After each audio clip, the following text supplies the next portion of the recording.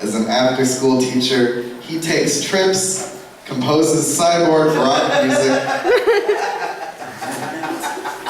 and pursues his MFA and MA.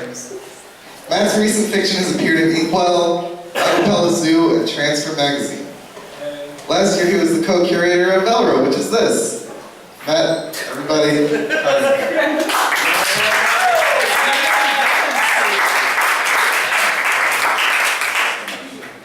Oh, good heavens, it's nice to be here. I really miss VelRo because we used to run it, me, Sarah, and Mia, but now I get to read, and I like that, so.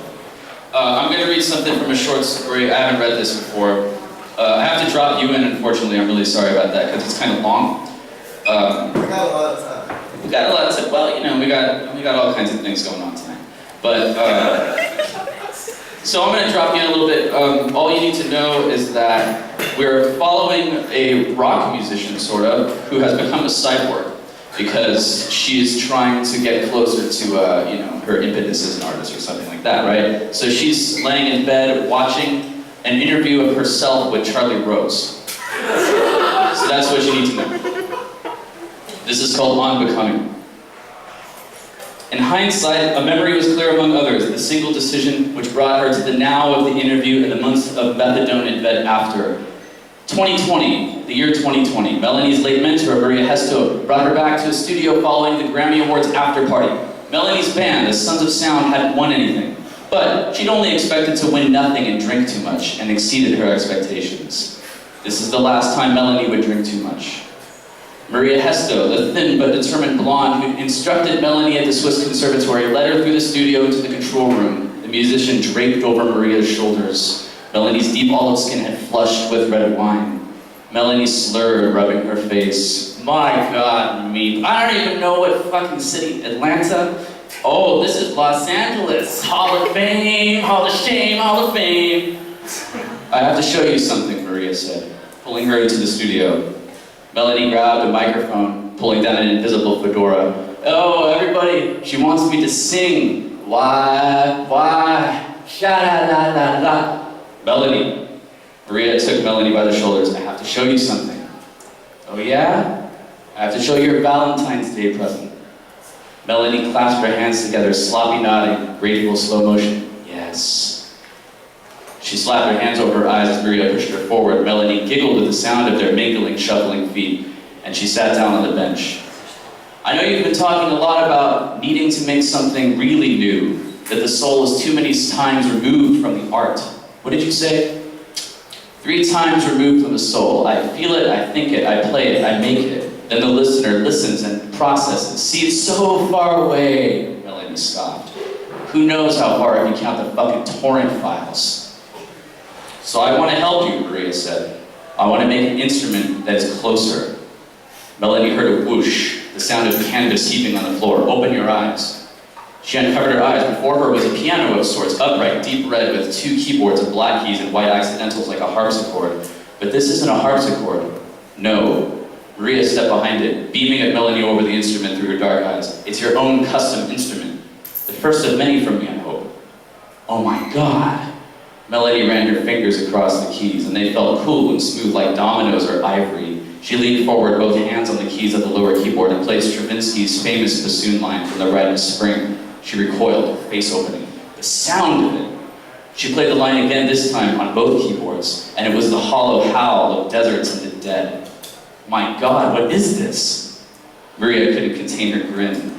The lower keyboard hammers on bars of glass blown from the sands of 7 deserts, and the upper hammers on home plague bones from 7 churches. Melanie could see her fingers tremble against the black keys like a soul celesta, but how? Listen to me, Melanie. It's time to make good on your desires. Of what we can make, we've made nothing. You're more clever than your teachers. You're fearless. You've come this far without doubt, but we've made nothing. Melanie laughed. But I just like creating. I like music, and I just want someone to know. Maria interrupted her. She set her hand on Melanie's neck and stepped forward. Then suddenly, a moment of clarity, the intoxication dissipated, and Melanie was there again from her adult vantage point in the future, in bed, remembering her unquivering voice and trembling hands and crawling skin. And Maria whispered into her ear, the power half plotter or half power over the clay, yeah? But every potter uses the same clay, don't they? Let me serve you now, Melanie. I'll not rest until we succeed, not at molding sound, but at true creation, your soul singing. And with her free hand, Maria ran her fingers slowly through Melanie's silk black hair, nails scratching across every inch of her scalp, and Melanie felt her electric pulse and eyes closing and rolling back, and Maria's grip on her neck tightening and softening and tightening and softening, and Melanie murmuring, yes, yes, yes. They babbled on the TV, with the audio muted in her stone room, dark, cold, marbled everywhere around the stinging screen. Melanie was left to focus only on her face being interviewed by Charlie Rose. Charlie had asked her something about her friends, a significant other, her parents, their reaction to the physical transformation she'd undergone to become a literal musical instrument, implanted electrodes and wiring in her scarred scalp. Charlie's face was seasoned, but when the camera cut to Melanie, she hesitated. She'd hesitated for the flashback in her mind, redrafted in her head at the moment of the question, and in the moment it returned to her in her present. Melanie didn't flash on her life after the operation, but something before. She was 24 in the year 2024, and had just broken free of her band. It was 3 or 4 in the morning, and she remained in the studio with a lone engineer whose confidence she was crushing beneath her boot, while Martin Terrence silently entered the control room. The mics being so close, I've completely blown out the timber I was trying to capture, she hissed at Robin, the engineer. No, but can't you hear how warm it is like this? Stop. I wanted it to be cold. I wanted ice, goddammit. She tapped the screen at the center of the console, resetting the enormous mixing board, all its sliders to 0. Hours of work reduced again to unity. I wish I'd known when we were recording. I trusted you, Robin. We'll have to retrack the entire song tomorrow. She gestured widely to the board and its rows of aligned sliders. Look, you've done nothing here. Go home, it's over now. He slammed the edge of the soundboard and made to leave, zipping his jacket, retrieving a cigarette. He noticed Martin Terrence standing in the doorway and laughed. You actually want to see this woman? He asked. He kissed them both and pushed through the doorway. Martin Terrence hesitated. Melanie was standing, glaring out over the soundboard into the studio through the glass. She still hadn't noticed him. The light drew back shadows over her eyes and olive face in a reflection, shadows as black as her long, tightly braided hair. Mute, he took a seat next to the control room doorway and he waited. Melanie posed for many long moments, frozen, except for the moving glint of her brooding eyes beyond the studio glass, the instruments and custom instruments prop, the Sol Celesta, MIDI sense gloves, a mask waiting on a black mannequin, the tablet sequencing wall, microphones, egg-crated tiled walls, all these things casting long, stretched shadows from the single light lit above. She stood up straight. She had a militant sharpness, her hair taut and oiled in its braid, her posture, her fit in white Nehru jacket. She ran her fingers across the edge of the soundboard, bringing up an open hand, and she examined it, its front, its empty palm and skeletal back, and then she closed it into a fist and stared at her knuckles. She remembered from her bed at that moment that in the studio, she'd flashed on a visceral memory, one that always rushed back to her when she looked at the long, perfectly straight scars across her knuckles, and she looked at them, a memory that she never told Martin Terrence or any other lover or anyone. Once when Melanie was 13, Maria had been coaching her to play Prokofiev Toccata in D minor for a piano recital, and Marina finally lost her temper 7 weeks into practice after she'd broken a wooden ruler across Melanie's knuckles and a splinter flew into her eyes. She was so mad that she ripped the strings from a guitar and whipped Melanie relentlessly across her knuckles until she ran from the studio screaming and tearing and torn. She hid in the cellos in a closet until a security guard found her the next morning. They gave up on the piece after that.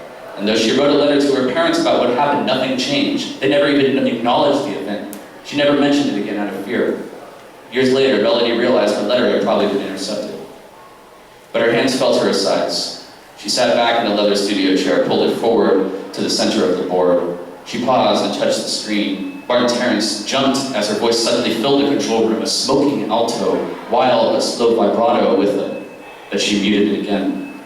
And he heard her mutter indecipherable curses, and he could see her posture start to wither, tiny shakes trembling all through her body.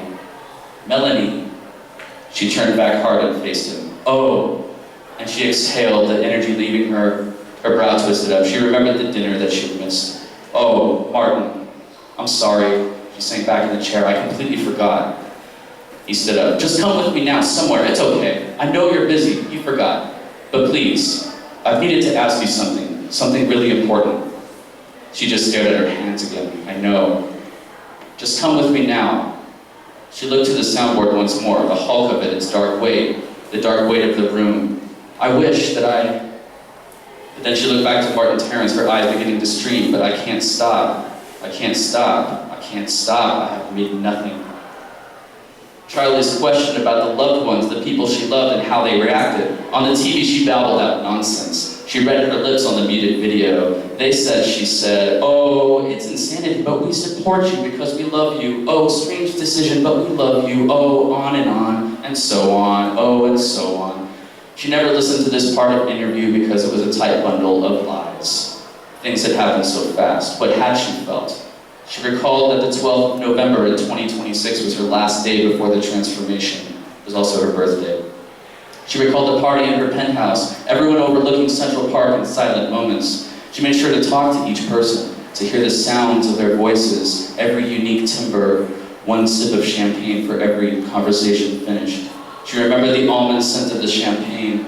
With each guest, she tried to focus on and remember the motions of lips, the intent in their eyes, while they moved through the white-lit room in gowns and kimonos and shimmering suits to wish her a happy birthday.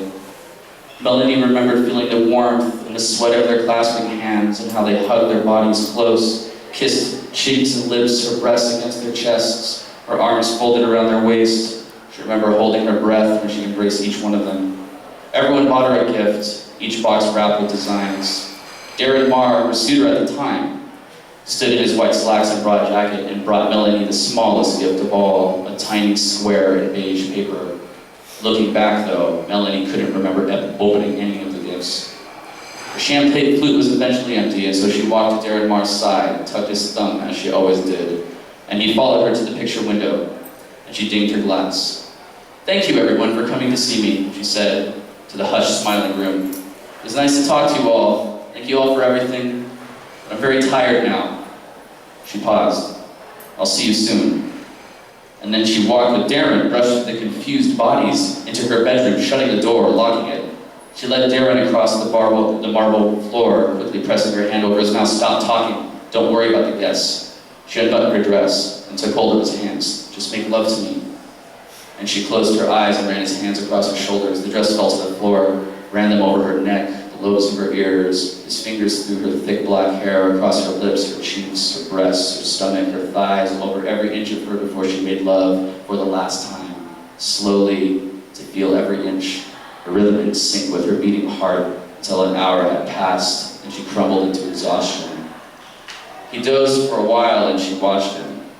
But after 30 minutes, she roused and pulled and pushed him out, down the hall, pushed his questions through the door she opened, still naked, cold on the stone floor, out the door, and locked him in the apartment hallway. Melanie went to bed, but she stayed awake, running her fingers all across her own skin in the dark, through her hair, across her scalp, the head. She knew nothing. She knew everything was about to change. She was about to change.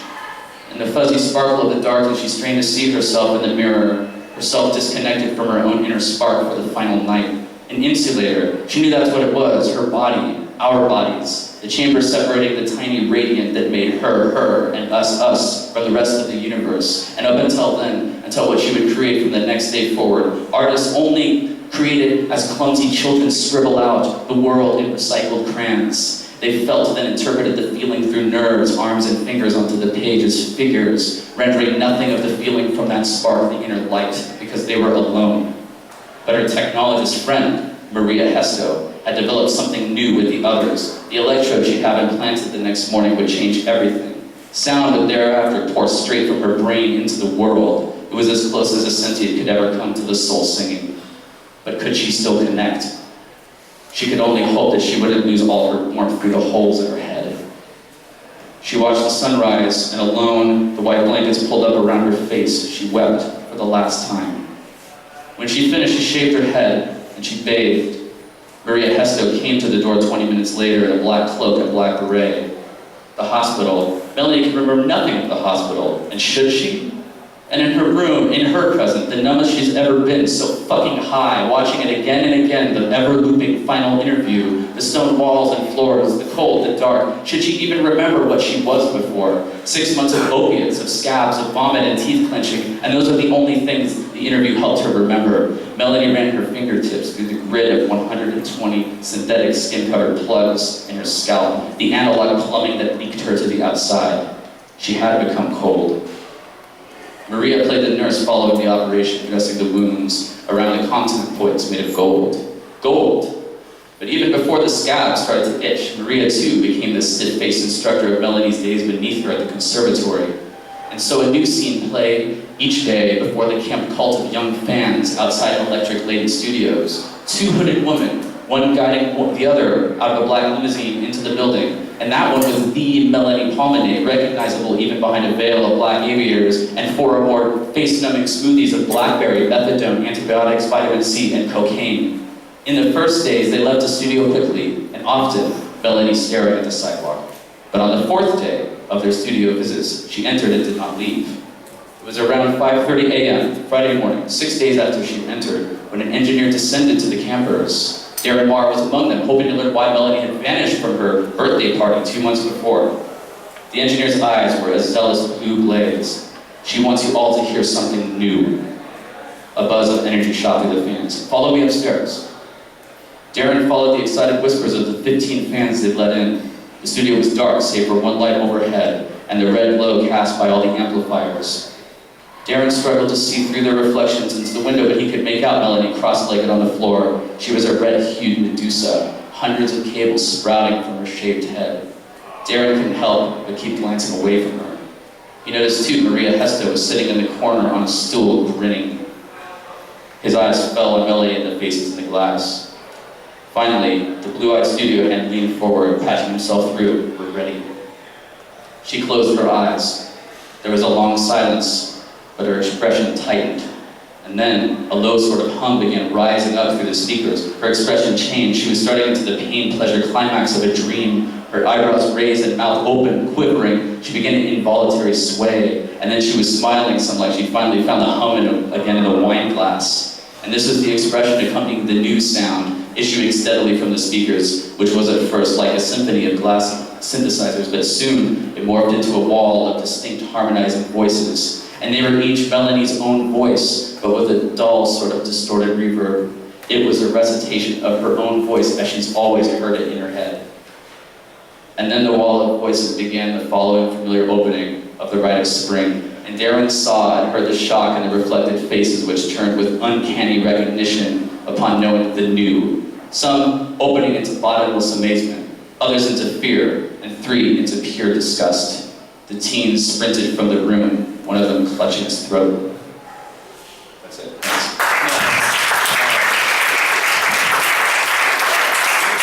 So I wanted to do one more thing, because I like you guys, and I have some time, a little bit.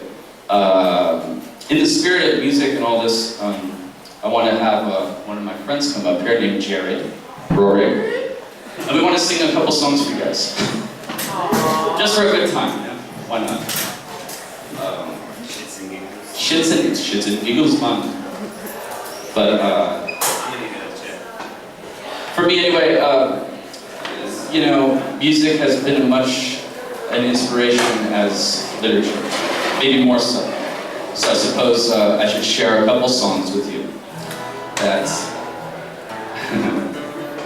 inspired me. So the first is a band named Wire. Some of you people know, some of you don't.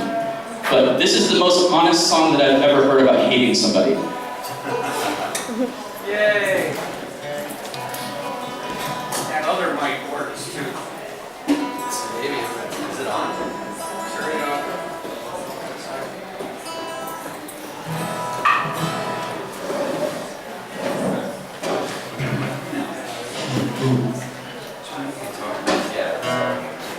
I don't think we need a voice filter.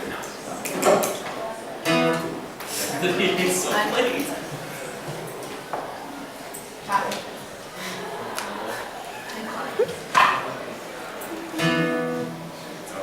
Yeah, so this song is called Mannequin. by Wire. Yeah, it's the most honest song that I've ever heard about hating somebody, so I'm inspired by this sort of thing, honesty.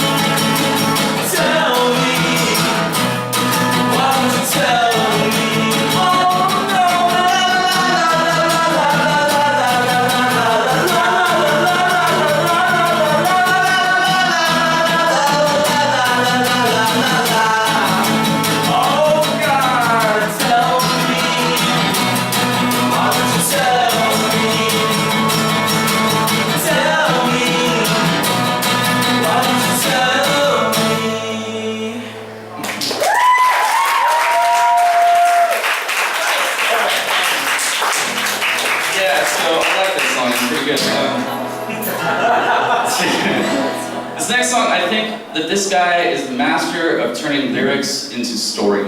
And I think that he does it better than any other musician ever. This guy's name is David Bowie, and this song is called 5 Years. It's 5 years, John.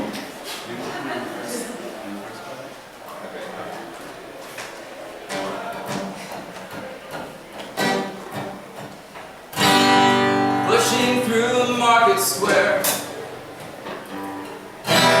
so many mothers sighing, you should just come over, we have 5 years left to crying. The news guy wept when he told us that Earth was really dying. Cried so much that his face was wet, and I knew he wasn't lying. Telephone, opera house, and favorite melody. Saw boys and toys, electric irons and TVs. A brain felt like a warehouse, had no room to spare. Had to cram so many things to store, everything in there. All the fast and people, all the tall, short people, all the nobody people, all the somebody people. I never thought I'd meet so many people.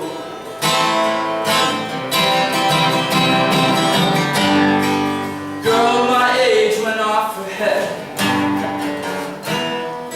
hit some tiny children. If the black hadn't have pulled her off, I think she would have killed them.